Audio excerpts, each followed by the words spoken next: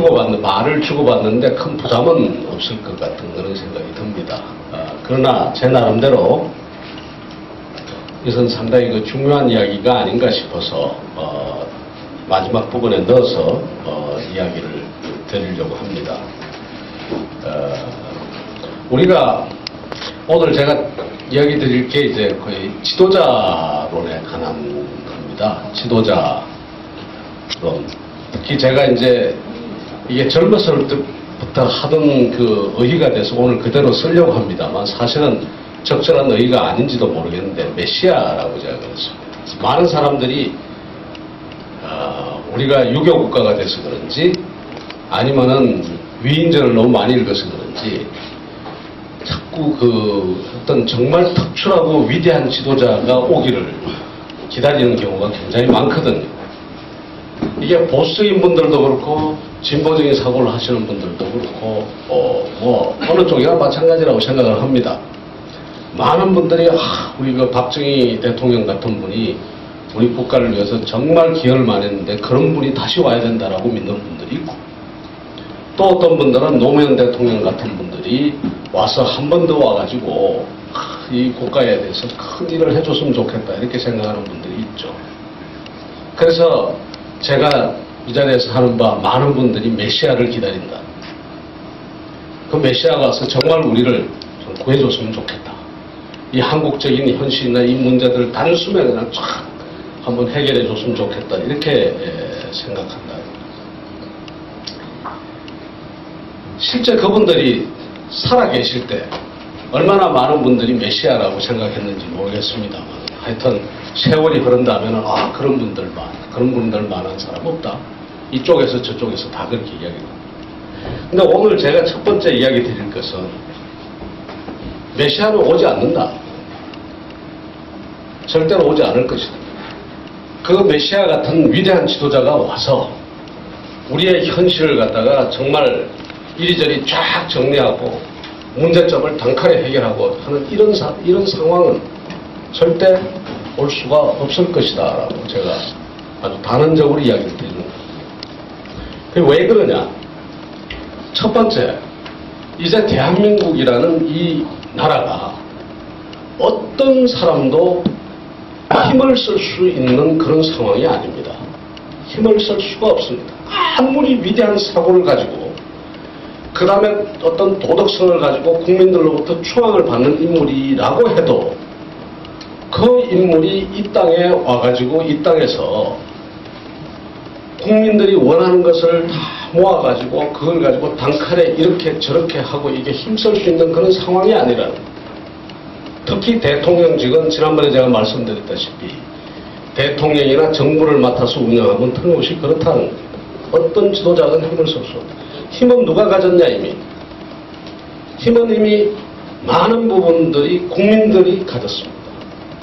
우리 사회가 힘을 가지고 있고 시장이 힘을 가지고 있고 종교단체가 힘을 가지고 있고 이제 이 힘이라고 하는 것이 국가 권력이 우리 사회를 좌지우지하고 그 국가 권력을 장악한 사람이 자기 마음대로 하던 그런 세월은 이미 지나갔다.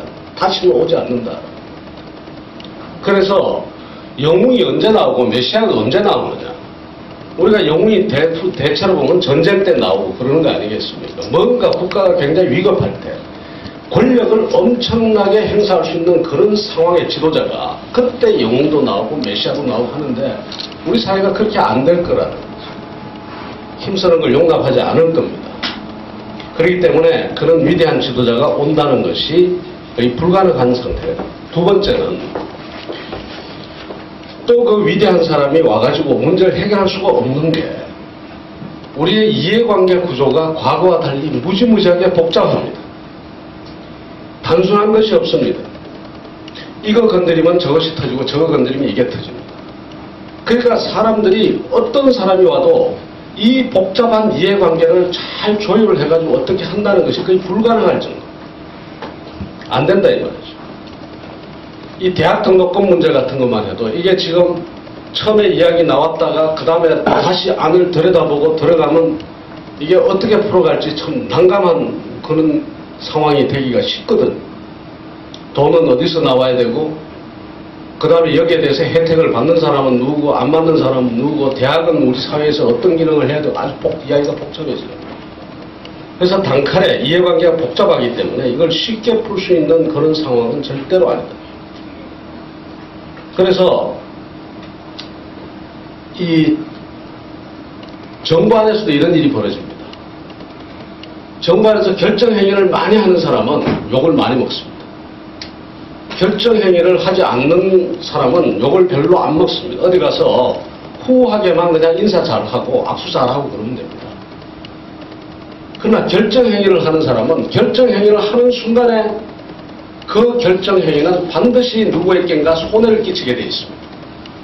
예를 들어서 종합부동산세를 강력하게 도입하자 했을 때는 부동산을 가진 사람 누군가를 때리게 되어 있는 거예요.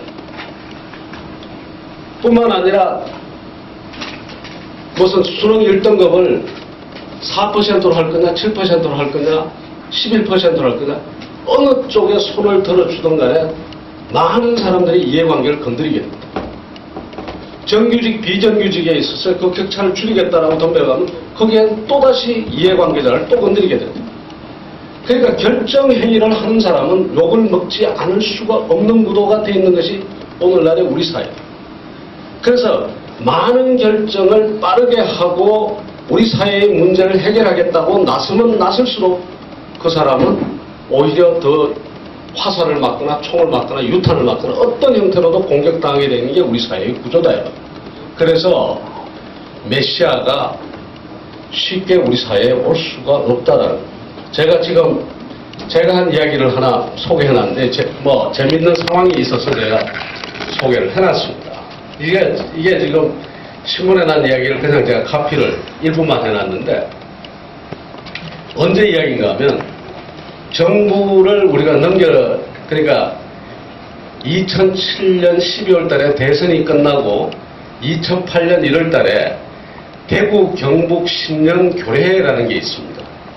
아마 이 출향 인사들, 대구 경북 지역에서 나온 사람들 아니면 아마 광주 전남도 있고 다 있겠죠. 그 대구 경북 출향 인사들 그 모임이 있는데 그 2008년도에 아주 성황이었습니다. 성황이 되겠죠, 당연히. 대통령 선거 끝나고 이제 이명박 대통령이 대통령 당선자가 됐을 때입니다. 그게 갔는데 축사를 이제 신년 축사를 하는데 제가 해마다 이상하게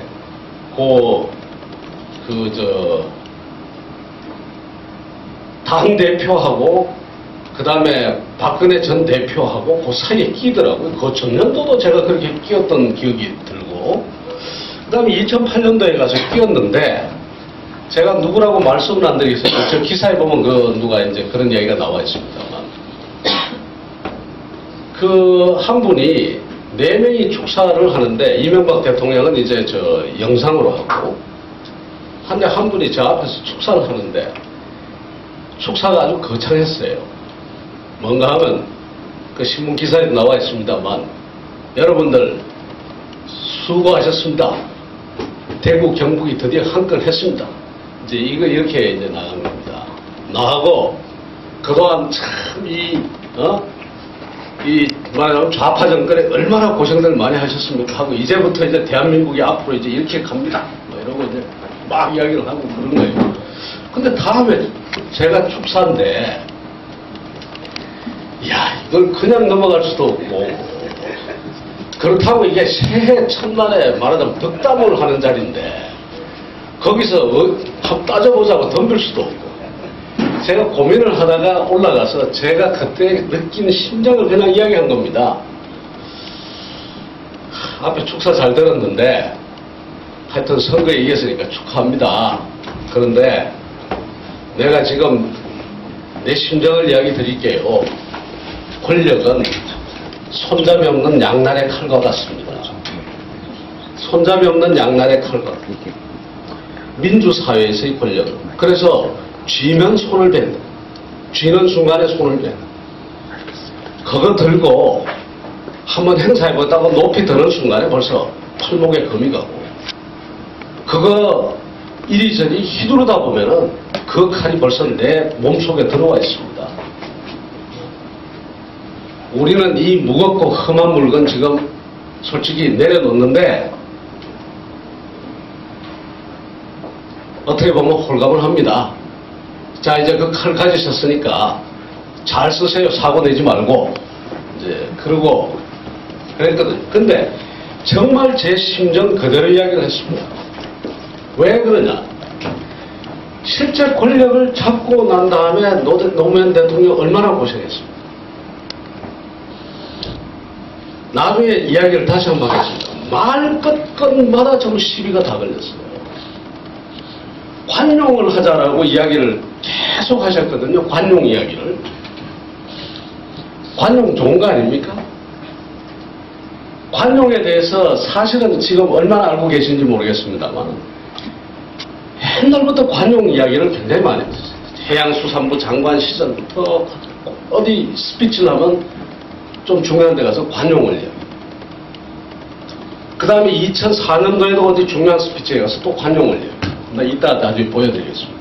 2005년도도, 2007년도도, 2009년도에 퇴임하고 난 다음에 여러분들 기억하시겠습니다만 관용에 관한 글을 갖다가 몇 번을 올려가지고 한번 그때 화제가 됐던 적이 또 있습니다. 관용 이야기는 많이 하죠. 관용하자고 하는데도 다음날 신문에 보면 전부 어떻게 나옵니까? 관용을 이야기할 짝이 있는가? 무관용에 노무현은 반성하라. 이게 이제 나오는 거 아닙니까? 이러니 참 이게 그 자리라는 것이 아까 제가 말씀드렸죠. 뭔가 일을 해 나갈수록 이해관계가 굉장히 복잡하고 누군가에게 손해를 끼치게 돼 있고 또 그 다음에 아까 말씀드린 것처럼 이미 권력은 상당 부분이 옛날 박정희 시대 때 뭐 이런 식으로 잡아가지고 마구잡이 휘두르는 거 아니잖아요. 권력은 이미 시장이나 시민사회로 대거 넘어가 있고 어렵더라는 겁니다. 메시아가 될 수가 없다라는 얘기입니다. 그래서 제가 아까 말씀드린 건 메시아는 우리가 기다려도 오지 않는다. 아무리 탁월한 사람이 와도 어떤 메시아 같은 그런 그 이미지는 절대로 가질 수가 없다. 그 다음에 세 번째 제가 하나 더 이야기 드리고 아까 권력이 이미 시민사회와 그 다음에 시장에 많이 넘어가 있기 때문에 그 메시아가 될 수가 있는 상황도 아니다. 그 다음에 이해관계가 복잡하기 때문에 더더욱 뭘 하려고 하면 더 다칩니다. 그 다음에 세 번째는 우리 정치 과정이 엉망입니다.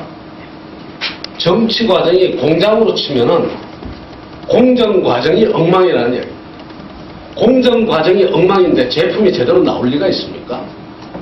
공정 과정이 엉망이면 그 공정이 엉망인 만큼 제품도 별로 시원찮은 제품이 나오는 거죠.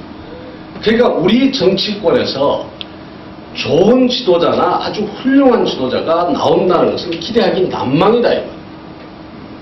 그나마 노무현 대통령 같은 분은 우리 정치권에 뭔 요소가 들어갔는가 하면 아주 기적적인 요소가 국민 경선이라는 요소가 들어갔기 때문에 만일 여러분들 국민 경선이 없었다면 노무현 대통령이 어떻게 대통령이 될 수가 있습니까? 대통령이 되고 난 다음에도 우리 정치 공정 과정이 어땠습니까? 어떻게 하든지 그 양반을 몰아내려고 후단협이다 뭐다 해가지고 얼마나 괴롭혔습니까? 그 후단협 하는 과정, 저는 지금도 그때 선거 과정에서 제가 느낀 거는 정말 아차 싶거든요. 아차 하는 순간에 그대로 날아가게 돼 있는 겁니다. 여러분들 기억하시다시피 지지도가 그냥 후단협 만들어지고 어쩌고 해가지고 그냥 내려떨어졌지 않습니까? 그런데 그 당시에 정말 단일화라든가 이런 부분에서 그런 전향적인 카드를 바로 던지듯이 내놓고 뭐 그런 일 없었으면은 사실은 대통령 못 되는 거였죠. 지금도 그거 말고도 지금 제가 상세히 이야기 드릴 수가 없습니다만 고비마다 날아갈 뻔한 그런 일들이 수도 없이 그러니까 마치 말이죠. 우리가 복기를 해보면은 도대체 어떻게 이런 소설로서도 이런 과정이 가능할까 할 정도의 기적적인 과정을 거쳐서 되는 거거든요. 이사가 많습니다. 뭐 정몽준 대표하고의 그 단일화하는 과정에서도 그렇고 심지어 그 날짜만 잘못 잡았어도 오히려 전 그때 단일화에서 졌을 것 같아요. 근데 그 나중에 뭡니까 우리 뒤풀이 할 때나 제가 이야기 드리겠습니다만 날짜를 태기를 잘해가지고 태기를 누가 했는지 모르지만 태기를 잘해가지고 덕을 봤습니다. 무슨 이야기인가 하면요. 같은 서베이를 해도 토요일 날 대답하는 사람하고 같은 30대 주부라 30대 여성이라고 하더라도 토요일 날 대답하는 사람하고 월요일 날 대답하는 사람, 일요일 날 대답하는 사람 샘플링이 다를 수가 있습니다. 이제 그런 변수들이 해가지고 겨우 이겨가지고 기적적으로 정말 이렇게 됩니다. 그러니까 이렇게 힘든다는 이야기입니다. 힘든다는 이야기고, 그러니까 공정 과정 이론이 지금 나올 수 있냐? 힘든다는 이야기. 이해관계가 복잡하니까 와봐야 제대로 하지도 못하고, 그 다음에 또 권력은 이미 딴 데로 가 있고 이렇다는 거예요. 그리고 또 한편으로 생각하면 메시아가 와가지고 메시아가 오면 강력한 권한을 행사해야 되는데 그것도 바람직하지도 않은 것 같아요.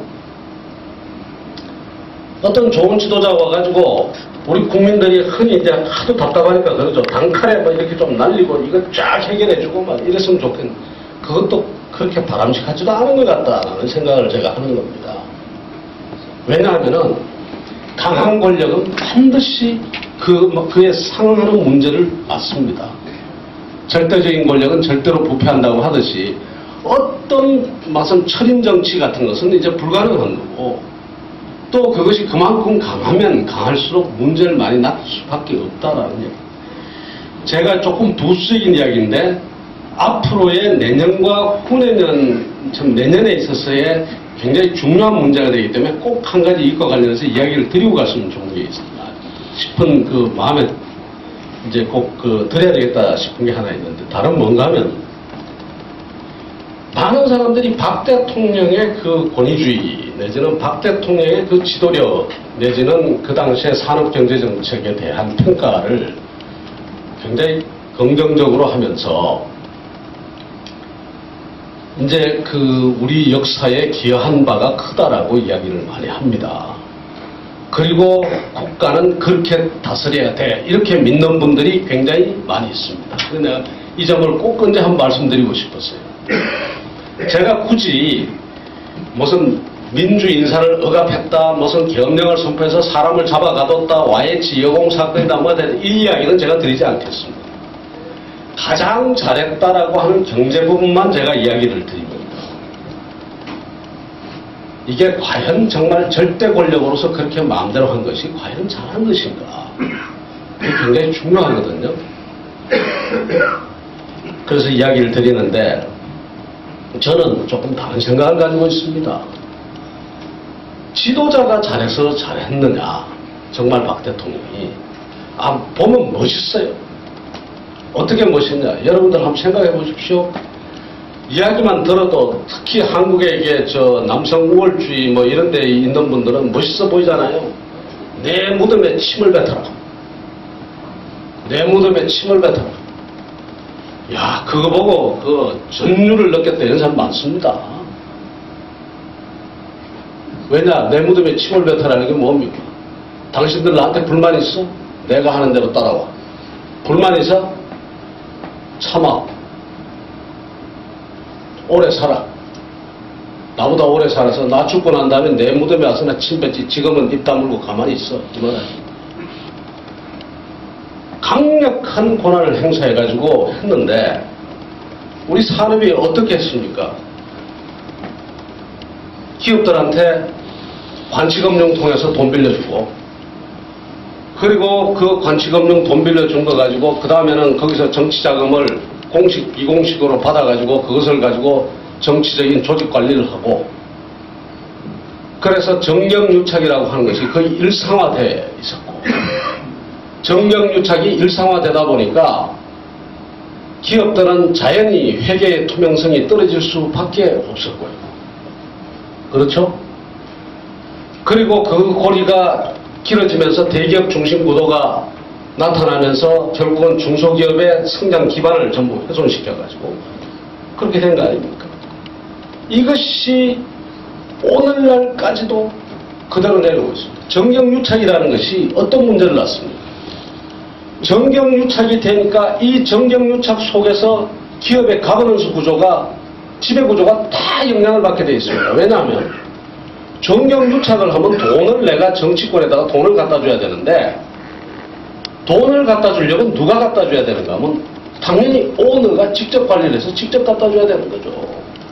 월급쟁이 사장이 갖다 주면 영수증 받아와야 되잖아요.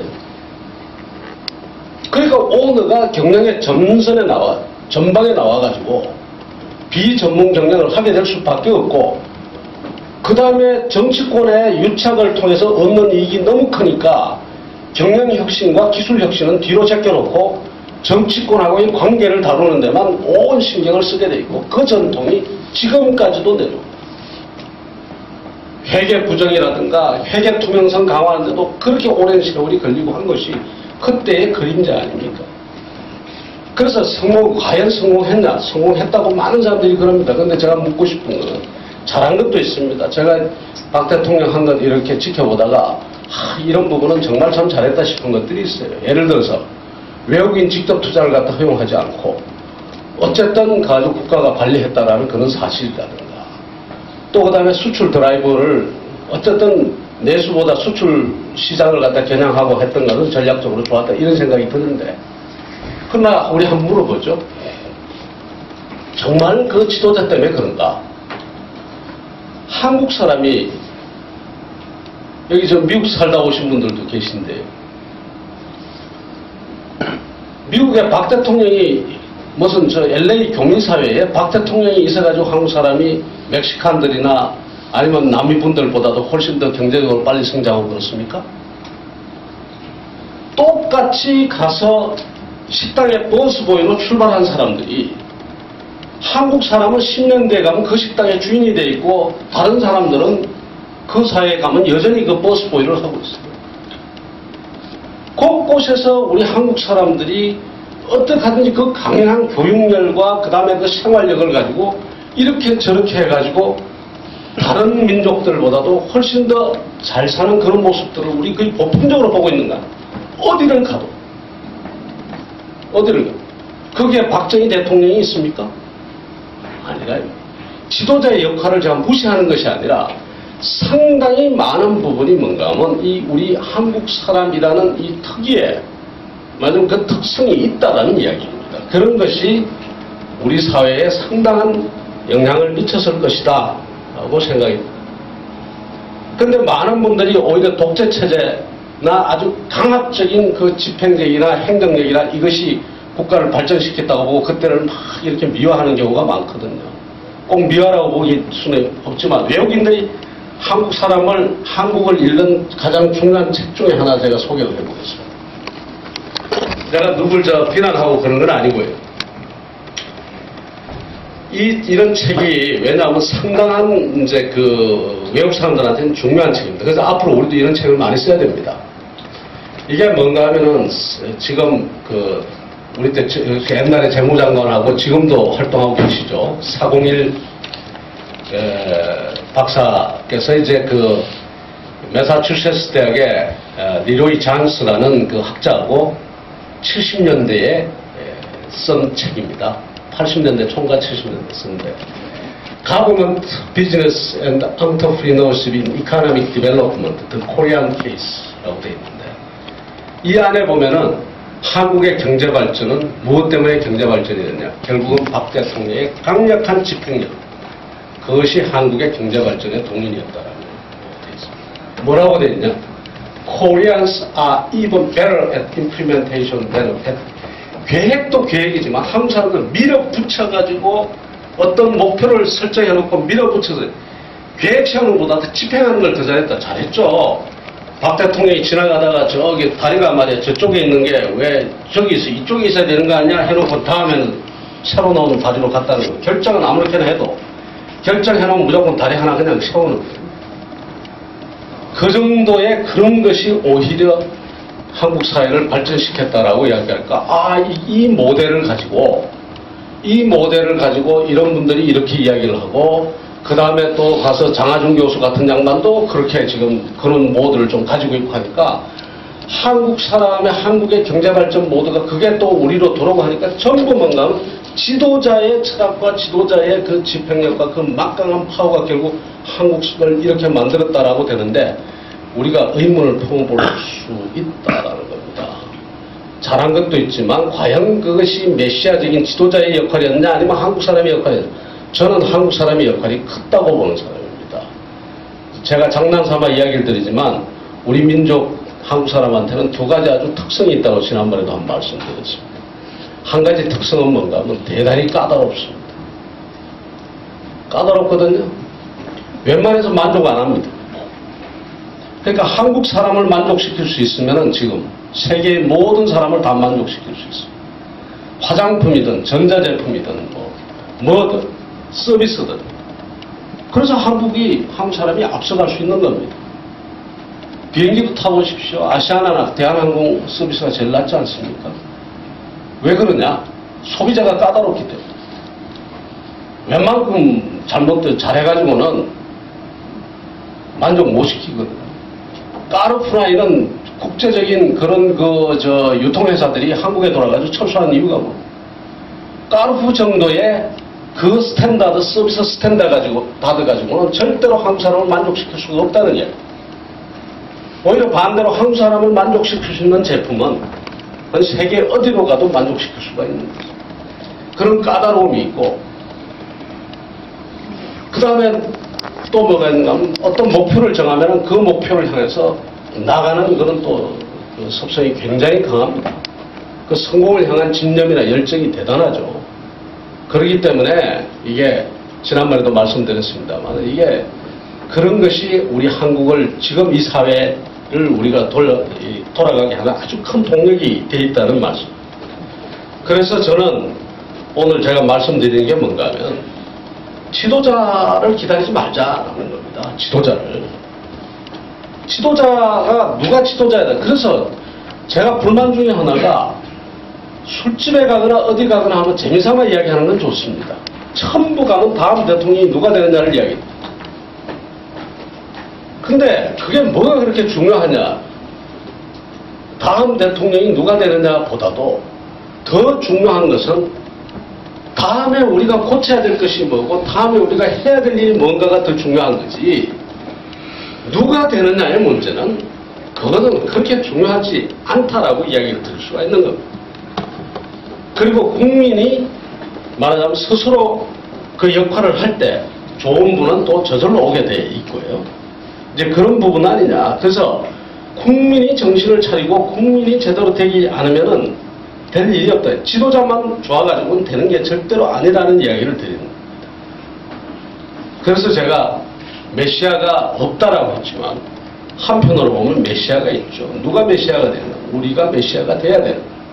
우리가 메시아가 될 때 좋은 지도자도 우리가 부를 수도 있고 만들 수도 있고 이렇게 되는 거겠죠. 저는 개인적으로는 우리 집에 아이들한테도 위인전을 잘 읽히지를 않습니다. 솔직히. 왜 위인전을 안 읽히는가 하면 안 읽히는 게 아니라 먼저 읽히지를 않습니다. 학교에서 위인전 가지고 독후감 써오라고 그러면 제가 위인전 읽기 전에 나하고 둘이 앉아가지고 역사를 먼저 이야기하는, 아니면 역사책을 먼저 보게 합니다. 역사책을 보고는 위인전 속에는 너무 많은 다른 사람에게 그 위인을 갖다 위대하게 만들기 위해서 다른 사람에게 너무 그림자를 너무 많이 지어버렸어요. 그러니까 이순신 장군을 키우려고 하면 원균은 잔뜩 나쁜 사람, 굉장히 나쁜 사람이 돼요. 뭐 그런 식으로. 이제 이게 과연 우리 역사를 보는 시각에 맞느냐라는 것을 제가 이제 뭐 가끔씩 그런 생각을 많이 합니다. 그래서 우리도 근대사도 자꾸 그런 식으로 해석하고 그러고 난 다음에 자꾸 지도자 중심의 논리로 가는 게 제가 이의가 있다는 말씀을 제가 드리는 겁니다. 자, 그러면 제 말씀은 다시 돌아가서 이제 노무현 대통령님 이야기를 좀 드려야 되겠습니다. 국민이 메시아다. 국민이 주인이 돼야 된다. 그리고 국민이 우리 사회의 혁신과 개혁의 그 중심에 서야 된다라는 지도자가 아니라 그 이야기를 드렸는데 노무현 대통령이 정치를 왜 했을까요? 노 대통령이 정치를 왜 했는가? 제가 한번 물어봤습니다. 실제로. 그리고 평상시에 그렇게 느껴요. 당연히 뭐라고 이야기를 하시는가 하면 세상 좀 바꿔보려고. 세상 좀 바꿔보려고. 사람 사는 세상 좀 만들어 보려고. 그렇게 해서 정치를 했다는 거예요. 그러면 사람 사는 세상을 어떻게 어떻게 바꿀 건데요? 그러니까 내가 권력 잡아서 그 권력 가지고 여기 저기 때려 부수고 저놈 가가지고 막 조지고 이렇게 해서 세상을 바꾸겠다는 게 아니셨어요. 뭐로서 하고 싶었는가는 결국은 이분은 아시거든요. 세상이 바뀌려면 어디가 바뀌어야 되는가 하면 사람이 바뀌어야 된다는 거예요. 우리 국민이 바뀌고 국민이 바른 생각을 해야 된다. 국민이 깨어있지 않으면 국민이 바르게 생각하지 않으면 그 어떤 권력도 우리 세상을 바르게 잡을 수가 없다라고. 그래서 정치 권력을 통해서 뭘 하시려고 했는가 하면 단순간에 무엇을 때려 부수고 뭐 하는 것보다는 당연히 어떤 진보적 가치가 살아날 수 있고 또 그 다음에 개방과 관용의 정신이 우리 사회에서 떠돌아갈 수 있는 환경을 만들기를 원하셨던 거예요. 그런 문화가 만들어지기를 원하셨던 거죠. 문화가. 정도전을 존경한다고 그러셨지 않습니까? 정도전은 아시다시피 정도전은 결국은 정치 투쟁에서 결국은 진 것 아닙니까? 정도전이. 정치 투쟁에서 막판에는 패자가 됐죠. 어쨌든 뭐 죽었으니까. 끝까지 자기 생명을 다 못하고. 그러나 왜 정도전이 위대했나 하면은 노무현 대통령 같은 분 심정에서는 그 정도전이 어찌됐든 간에 정도전이 만들어 놓은 법제 그리고 정도전이 다듬어 놓은 유교적인 어떤 그런 체제, 문화체제가 500년을 연속하면서 그 이데올로기를 만들고 그것이 문화를 만들고 그렇게 해서 그것이 오랫동안 지속되고 그런 오랫동안 지속될 수 있는 문화를 만들 수 있는 제도개혁이라 이걸 할 수 있으면 참 조선시대 때에 그것이 좋다는 이야기가 아니라 그만큼 그런 위대한 인물 내지는 그 대단한 인물이었다라고 표현을 한 겁니다. 조선시대 체제가 좋다는 것이 아니라 나도 그렇게 할 수 있으면 그렇게 했으면 좋겠다. 단박에 뭐를 갖다가 해가지고 누구 죽이고 살리고 이 문제가 아니라 우리 사회에 국민이 국민으로서 서로가 거침없이 이야기할 수 있고 두려움 없이 살 수 있고 두려움 없이 이야기할 수 있고 그래서 우리 사회의 변화와 혁신이 거듭거듭 계속 일어날 수 있는 그런 세상을 만드는 것. 그러면서도 상생과 평화와 인권이라든가 이런 진보적 가치가 살아날 수 있으면 되는 것 아니냐 이렇게 보시고 그 가능성은 어디서 받는가 하면 국민이 깨쳐야 된다라고 보고 국민을 깨치게 하는데 뭐가 중요하다고 받는가 하면 다른 방법도 여러 가지 방법이 있지만 정치를 하는 것이 굉장히 중요하다고 보신 겁니다. 정치를 통해서 그렇게 하겠다는 거예요. 정치를 통해서. 농담 삼아 그러시잖아요. 대통령 되고 나니까 되게 좋은데? 뭐가 좋으신데? 마이크를 뺏어가는 사람이 없어. 뭐 좀 이야기하려고 하면은 그만 이야기하라고 그러고 뭐 40분, 50분, 1시간, 2시간 해도 일단 누가 그만하시는 게 좋겠다는 이야기는 말하지 않습니까? 길게 이야기. 말로서. 그렇게 해서 사회를 바꾸고 싶지 검찰 동원하고 국정원 동원해가지고 누구 죽이고 언론 잡고 그렇게 해서 하고 싶지 않다는 언론도 우리가 많은 부분들을 잘못 생각하고 있는 게 노 대통령께서 언론하고 언론을 못 잡아가지고 막 그러는 것처럼 하는데 한번 되돌아보십시오. 언제나 언론이 횡포를 부리거나 언론이 엉망으로 가가지고 사람을 정말로 만신창이를 만들어 놓으면 거기에 대해서 리액션을 했지 그 언론에 대해서 먼저 가가지고 하면은 별로 없거든요. 마지막에 브리핑룸 하는 거 그거 빼놓고는 언론이 보도하고 나면 그 언론에 대해서 리스판스를 했죠. 아, 그 기사 마음에 안 든다. 그것도 어떻게 합니까? 권력으로 하는 게 아니라 글로 써서 하고 말로 하는 거죠. 그래서 이제 그렇게 해서 국민을 어떻게 하든지 깨어있게 만들어야 되겠다라는 생각을 하신 겁니다. 참 저는 그 부분이 대단하다고 보거든요. 그러니까 그런 생각을 가지고 계시니까 그걸 안 쓰는 거예요. 권력을 안 쓰는 거예요. 옆에 권력을 두고서, 옆에 총칼을 두고서 그것을 손에 안 잡는다는 게 보통 쉬운 일이 아닙니다. 보통 쉬운 일이 아니거든요. 사람이 화가 날 때도 있고 사람이 신경질도 나고 짜증도 나잖아요. 우리도 집에서 아이들 키워보면 그러지 않습니까? 아이들 절대로 때려서는 안 된다라고 하지만 옆에 매를 갖다 놓으면 쉽게 가가지고 매에다가 눈길이 간다고요. 근데 그런 게 없다라고. 그것은 뭔가 하면은 일종의 문화를 만들어야 되기 때문에 절대로 안 하시는 거예요. 이제 그렇게 가셨는데, 제가 이제 좀 뭐라 그럴까요? 좀 서로가 지금 의견이 틀릴 수 있는 이야기를 제가 좀 드렸으면 합니다. 그게 무슨 이야기인가 하면은 지금 와서 제가 생각해 보는 겁니다. 대통령의 기본적인 정치를 하는 목적이라는 이런 것은 국민을 깨어있게 하기 위해서 한 겁니다. 집권 그 자체가 목적이 아니었다는 거죠. 정치는 수단이고 집권은 과정이었습니다. 그렇게 해서 국민을 깨우게 합니다. 근데 우리가 대통령 돌아가시고 난 다음에 제가 한번 질문을 해봅니다. 우리는 과연 뭘 했지? 그분을 존경한다고 그러면서 우리는 과연 뭘 했을까? 우리는 우리 스스로를 깨어있게 하기 위해서 과연 얼마나 우리 노력했던가? 그리고 대통령 주변에 있었던 사람들은 우리 국민들하고 같이 서로 같이 깨어있게 하기 위해서 우리가 어떤 노력을 했던 것인가? 제가 많은 노력을 했다고 이야기할 자신이 없습니다. 자신이 없습니다. 하나 예를 들어볼까요? 대통령께서는 막판에 가시면서도 더더욱 그런 생각을 하신 것 같거든요. 왜냐하면 정치가 가지는 한계를 인식을 하셨어요.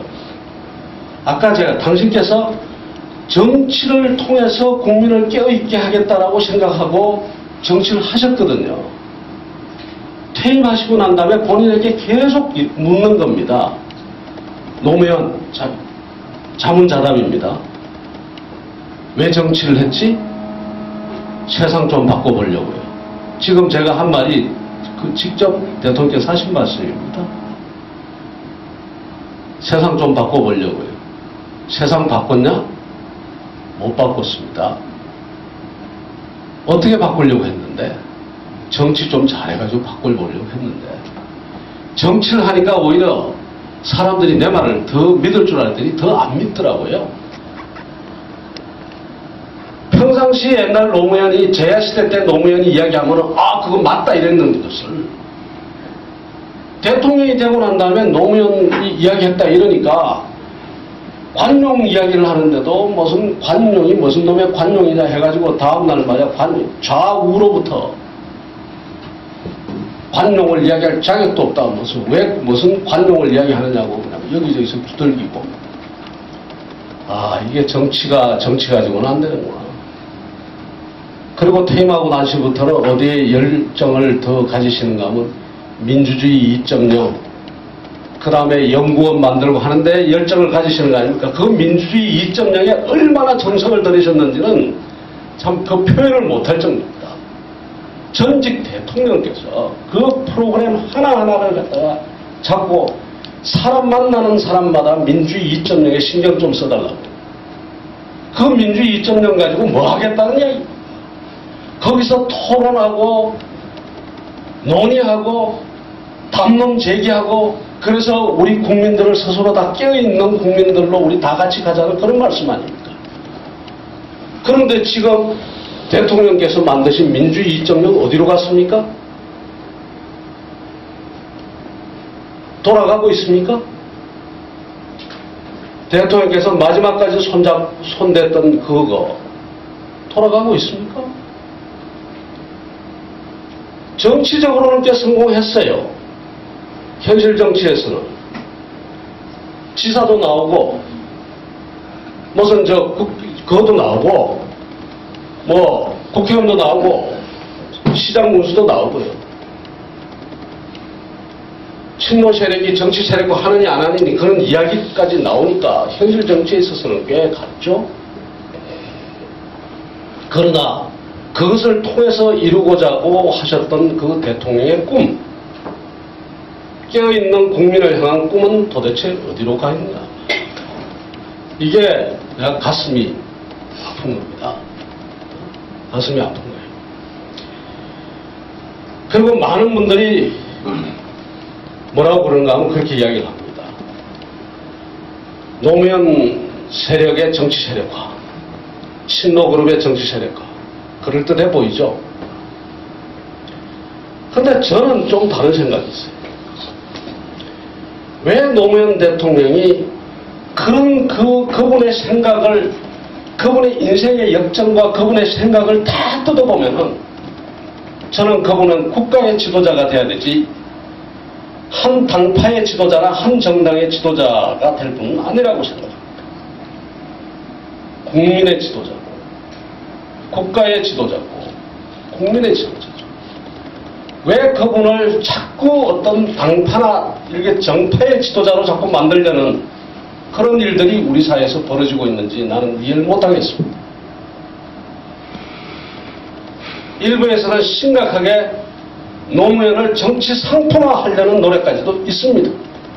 내가 지난번에 노근호 씨를 출마시킨다고 누가 그래서 제가 정말 기겁을 했습니다. 심정적으로는 다 이해가 됩니다. 심정적으로는요. 이겨야 되겠다. 그리고 지금 현 정부가 하는 게 마음에 안 드니까 어떻게 하든지 이것을 싸워서 데일리 팔리틱스 이겨야 됩니다. 100번 심정이 이해가 됩니다. 우리 같은 사람, 나 같은 사람도 다르게 생각하다가도 아 그래야지 이럴 때 있거든. 근데 한 번 돌아보면 아닌 것 같아요. 그래서 내가 참 못한 이야기입니다만 내가 근호 씨한테 메일을 보냈어. 출마 이야기가 나오는데 잘 생각해라. 그랬더니 본인이 참 제가 구체적으로 이야기 드리지 않겠습니다만 재밌는 이야기를 써서 보냈어요. 그 전에도 그가 똑같은 이야기를 또 했고 이메일에다 뭐라고 썼는가. 아버지께서는 국민과 아름다운 이별을 하셨습니다. 그래서 제가 그 아버지의 그 아들이다 라고 내가 생각했습니다. 그 아버지의 그 아들이다. 아버지는 국민과 아름다운 이별을 했다. 지금 이 순간에 말하자면 그런 뜻 아니겠습니까? 그 아버지를 다시 이 정쟁의 장에 끌어내고 싶지 않다는 이야기 아니겠습니까? 응? 그래서 내가 정말 장하다고 내가 느꼈습니다. 세월이 가면 세월이 가서 그 근호 씨가 자기 스스로 작은 기업이든 큰 기업이든 아니면 근로든 자기 업적을 보이고 그리고 난 다음엔 누구의 아들이 아닌 당당하게 노근호라는 인물로 또다시 우리 사회에 도전을 하고 우리 사회에 길을 갖다가 제시하고 할 수 있겠죠. 그러나 지금은 아닌 것 같아요. 그럼 우리 사이에서도 마찬가지입니다.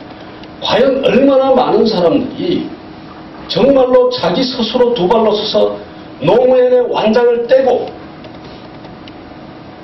노무현의 초상화를 내리고 자기 스스로 가치와 자기 스스로의 기치를 들고 노무현은 가슴속에 담고 그렇게 할 수 있는 사람이 좀 더 많아졌으면 좋겠다는 생각이 저한테 있어요. 맞는 이야기인지 틀린지 모르겠습니다만 제 감정은 그렇다. 그래서 왜 그러냐. 실제로 우리 사회가 앞으로 가야 할 방향은 저는 그렇게 생각합니다. 국민이 깨어있어야 한다. 메시아는 없다. 메시아는 오지 않는다. 우리가 메시아고 우리가 메시아가 되기 위해서 노력해야 되고 노력해야 되고 그것을 위해서 이런 자리에 토론하고 이야기하고 공부하고 계속해 가야 되지 않겠느냐라는 생각을 제가 해보는 겁니다. 제가 마지막에 그 대통령 돌아가시기 얼마 전에 제가 그런 뜻을 알고 한번 봉화를 가서 제가 보여드린 사진이 하나 있습니다.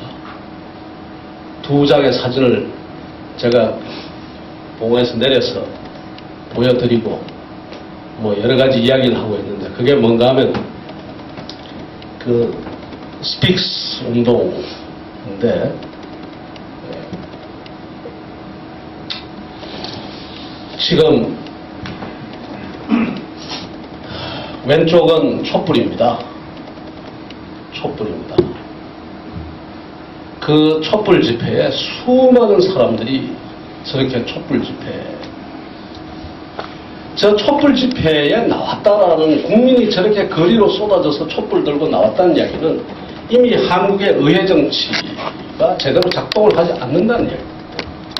한국의 정당이나 의회 정치가 국민의 그 다음에 정부가 국민의 이것을 다 담지 못하니까 저렇게 나오는 것이겠죠. 저 촛불이 그래서 제가 대통령께 이야기 드렸죠. 저 촛불이 어떻게 됐었어야 된다. 저 촛불로 나가는 분들이 저렇게 거리로 나가가지고 촛불을 들고 왔는데 저것도 보기가 좋고 좋습니다만 저분들이 모여가지고 평상시에 저분들이 토론하고 회의하고 해가지고 그 사람들 저분들의 이야기가 국정이든 의회든 반영이 되는 그런 기제가 있다면 얼마나 좋겠습니까? 그리고 제가 보여드린 게 이 오른쪽에 있는 이 사진을 제가 일부러 꺼내서 보여드렸어요. 그 프로젝션을 내려가지고 제가 보여드린 이게 미국의 그 아메리칸 스픽스 운동인데 이 수많은 사람들이 몇 천명, 10,000명, 20,000명, 크게는 40,000명까지가 저렇게 모여서 어떤 특정 정책 문제를 놓고서 지금 회의를 하고 있습니다. 타운 미팅. 이런 구도가 저 사람들이 소위 말하는 반론민주주의, 수기민주주의, 그 다음에 공론민주주의라고 하는 건데 저런 장들이 우리가 계속 열면 우리가 훨씬 더 낫지 않을까. 국민이 스스로 깨어있게 하는 하나의 좋은 방법이 되지 않을까. 그래서 사실은 저는 지금 스픽스 운동을 시작을 했습니다. 이 운동을. 대통령 돌아가시고 난 다음에 고민하다가 지금 하고 있죠. 요번 6월달 안에도 지금 등록금 문제 가지고 지금 등록금 문제 주도하는 대학생들과 지금 우리 코리아 스픽스가 지금 토론을 하도록 지금 어레인지를 하고 있습니다. 지난번 노무현재단도 하고 몇 개 지방정부들 그래서 시민들이 들어와서 같이 토론하면서 정말 등록금 문제만 하더라도 학생들이 생각하고 있는 것이 맞는지 아니면 반대하는 사람이 맞는지를 놓고서 같이 공부하고 같이 생각해보자. 이런 것을 통해서 우리가 깨어있는 시민들을 만들어가고 하면은 좀 낫지 않을까 이렇게 저 생각을 하는 겁니다. 시간을 제가 줄여서 하나만 더 말씀드리고 제가 마치려고 합니다. 제가 지금 이목상 화백의 그 그림 하나 지금 보여드리겠습니다. 여러분들 봉화에 가면 이목상 화백이 이 그림이 2개의 버전이 있습니다. 한 버전은 봉화에 가면 봉화 기념관에 거기 가면 대통령의 얼굴이 다 나와 있는 그림이 있습니다. 대통령의 얼굴이 다 나와 있는 그림이 있거든요. 이게 뭔가 하면 이 철망같이 된 데다가 그 대통령 서가하셨을 때 노란 리본을 전부 꽂아가지고 이제 만든 건데 그 대통령 얼굴이 이렇게 이제 있는 것이 봉화에 있고요. 그거 말고 지난번에 서울서 전시회할 때는 이목상 화백이 지금 이제 이렇게 했는데 조금 다르죠? 뭔가 하면 가운데 얼굴이 없습니다. 얼굴이 없는데요. 이게 지금 무슨 의미를 가지고 있느냐? 이런 의미입니다. 작가 말을 빌리면 노무현을 죽였다. 노무현을 죽이겠다.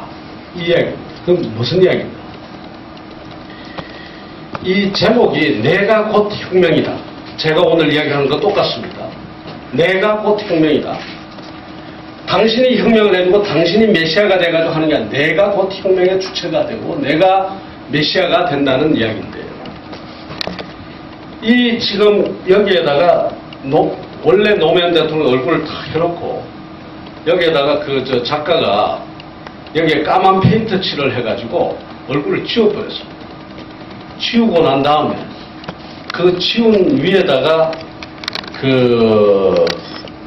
뭐를 이제 하는가 하면 그 위에다가 흙을 덮고 흙에다가 대추, 밤, 쌀 이런 곡식을 갖다가 덮어놨어요. 그거 무슨 이야기인가 하면 죽인 노무현은 어떤 노무현을 죽였냐? 정치 상품화하고 우상화시키려는 노무현을 죽인다. 그러지 말았으면 좋겠다. 정치 상품화하고 우상화하는 그 노무현은 이제 우리 마음에서 드러내잖아요.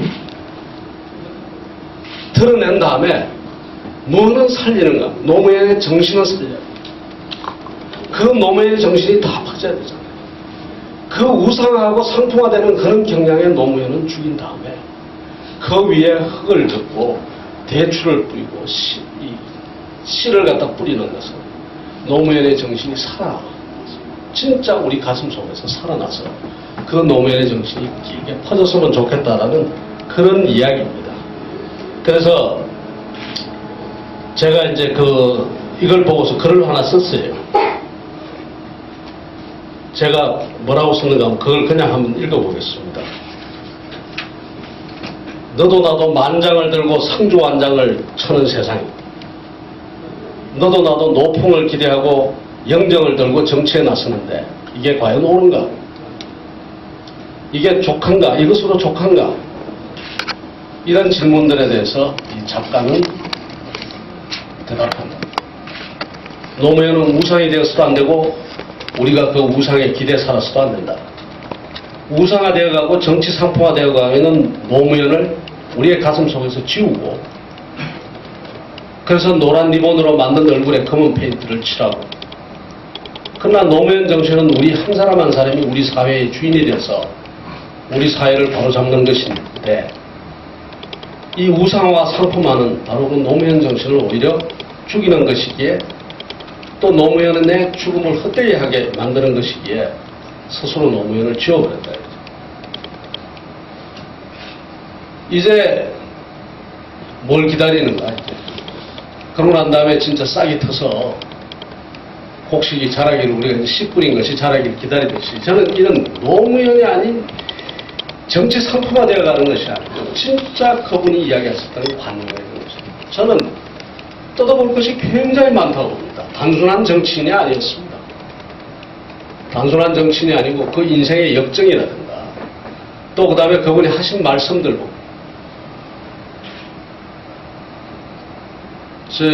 마음대로 못 살고 가셨잖아요. 뭐라고 그러셨냐고. 참 기가 막힌 이야기 아닙니까? 새로운 시대에 첫 차를 타고 싶었는데 구시대에 막차를 타게 된 것 같다고.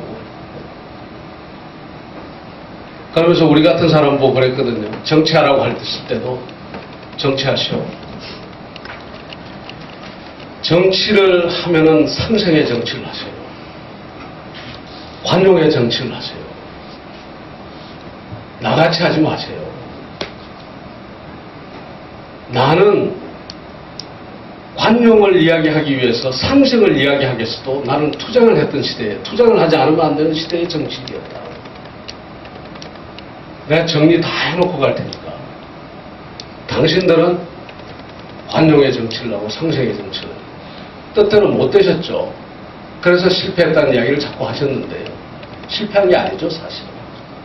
엄청나게 많은, 아까 이야기했던 우리 가슴 속에 씨앗을 다 심어놓고 가십니다. 그 씨앗을 이제 우리가 키워야 됩니다. 키워서 정말 가지고 국민 전체가 우리가 지도자만 찾아다닐 게 아니라 내 스스로 내가 어떻게 하면 주인이 되겠느냐. 내가 어떻게 하면 이 대한민국을 갖다가 주인이 돼서 정말 이 대한민국을 만들어 가겠느냐를 고민하는 건 이게 노무현 정신 아니냐. 이게 노무현 정신이고, 그 다음에 우리가 이거 지금 이 생각 하나 갖추고 밖에 나가서 누굴 잡고서라도 이야기를 해야죠. 제가 학교에서 정책학 강의를 할 때 그럽니다. 정책학 배운 학생한테 너 정책학 배워서 누구한테 이야기할래? 상당히 많은 학생들이 뭐라고 그러는가 하면 내가 관료가 되면 그때 써먹고 아니면 권력 가진 사람한테 내가 이야기하려고. 틀렸다. 지난번에 제가 한번 이야기 드렸죠. 누구한테 이야기해야 돼? 집에 가서 부모님 잡고 이야기하고, 집에 가서 친구 잡고 이야기하고, 길 가다가 가서 동네 가게 아저씨하고 이야기하고, 그렇게 해서 우리 사회의 담론의 수준을 높여가는 거다. 그래서 우리 모두가 이 사회의 주인이 되어가는 거다. 이것이 우리가 말하자면 시민으로서의 그 의무를 다하는 것이고, 이것만이 대한민국을 바로잡을 수 있고 대한민국을 제대로 만들 수 있는 것 아니냐, 이렇게 봤거든요. 근데 노무현 대통령께서도 그렇게 말씀하고 가셨거든요. 깨어있는 시민의 정신이 얼마만큼 중요하다는 것을 수도 없이 강조하고 가셨잖아요. 그래서 제가 노무현은 우리의 미래라고 이야기합니다. 깨어있는 시민의 정신, 그것이 우리의 미래의 정신이고, 그걸로서 우리 대한민국을 만들어가야 된다는 이야기를 제가 드리는 겁니다. 자, 오늘 이만큼 하고 제 강의 다 마치도록 하겠습니다. 감사합니다.